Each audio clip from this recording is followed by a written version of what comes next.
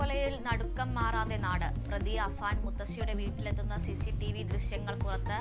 കൊലകൾക്കായി സഞ്ചരിച്ചത് 25 കിലോമീറ്റർ. ആദ്യം ആക്രമിച്ചത് അമ്മയെ, ഒടുവിൽ കൊലപ്പെടുത്തിയത് അനുജനെ. ലത്തീഫും ഭാര്യ സാജിദയും കൊല്ലപ്പെട്ട വിവരം നാട്ടുകാർ അറിഞ്ഞത് ഇന്നലെ വൈകിട്ട്.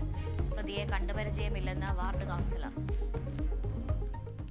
കണ്ടിട്ടില്ല. ന്യൂ ജനറേഷൻ ആണല്ലോ, നമ്മൾ അവരുമായിട്ട് അങ്ങനെ ഒരു ബന്ധമൊന്നുമില്ല. മാത്രമല്ല പുള്ളി ഔട്ട് സൈഡിലൊക്കെ നേരത്തെ വാപ്പാരെ കൂടെ ഒപ്പം പോയി നിന്നു എന്നൊക്കെ ഉള്ളതാണ് നാട്ടിലെ കിട്ടിയ നമുക്കുള്ള അറിവ്. വെഞ്ഞാറമൂട് കൂട്ടക്കൊലയിലേക്ക് നയിച്ചത് സാമ്പത്തിക ബാധ്യതയെന്ന പ്രതിയുടെ മൊഴി ആരും സഹായിക്കാത്തതിനാൽ കൊലപ്പെടുത്തി. മൊഴി വിശ്വാസത്തിലെടുക്കാതെ പോലീസ് അഫാനെ കൂടുതൽ ചോദ്യം ചെയ്യും. റൂറൽ SP-യുടെ നേതൃത്വത്തിൽ സമഗ്ര അന്വേഷണം.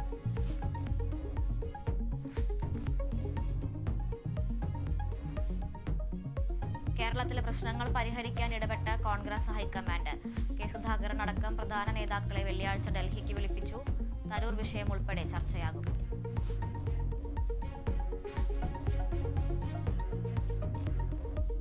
കാസർഗോഡ് കൊളത്തൂരിൽ നിന്നും വനംവകുപ്പ് പിടികൂടിയ പുലിയെ ജനവാസ മേഖലയിൽ ഉൾപ്പെടുത്തുന്ന വനപ്രദേശത്ത് തുറന്നുവിട്ടതായി പരാതി. വനംവകുപ്പ് അധികൃതർ വാഹനങ്ങളിലെത്തി പുലിയെ തുറന്നുവിട്ടെന്ന ആരോപണം. പ്രദേശവാസികൾ ആശങ്കയിൽ.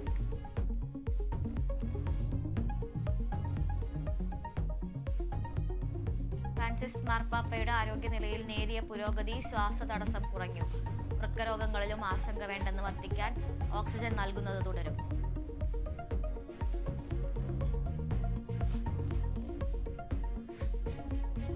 ചാമ്പ്യൻസ് ട്രോഫി ക്രിക്കറ്റിൽ ഇന്ന് ദക്ഷിണാഫ്രിക്ക ഓസ്ട്രേലിയ പോരാട്ടം. മത്സരം ഉച്ചയ്ക്ക് 2:30 റാവൽപിണ്ടിയിൽ. രണ്ടാം ജയം ലക്ഷ്യമിട്ട ഇരു ടീമുകളും.